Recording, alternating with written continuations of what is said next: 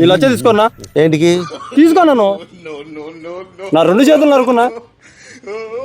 నాయన పోరా నీ స్వామి, నా సమస్యలతో నేను చచ్చిపోతాంటే నీ చేతులు నరికి నేనేం పోతున్నా. నా 1,00,000 రూపాయలు తీసుకున్నా. స్వామి నాయన పో. 10 నిమిషాల తర్వాత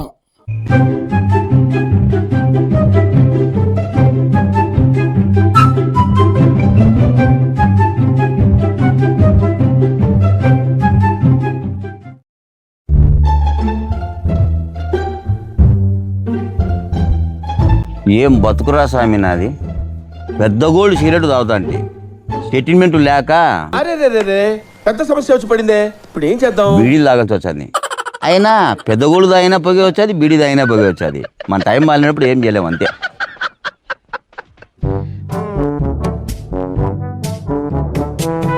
పటాన్న ఉన్నాడే, ఒక పని ఉంది చేసి పెట్టండి అంటే యానా కొడుకు ఒప్పుకోలే. ఇప్పుడు మన భాషగాడు ఉన్నట్టున్నాడే. నేను బాగుపడతా అంటే నా కొడుకులు చూసి ఓడ్చుకోలేకున్నారు.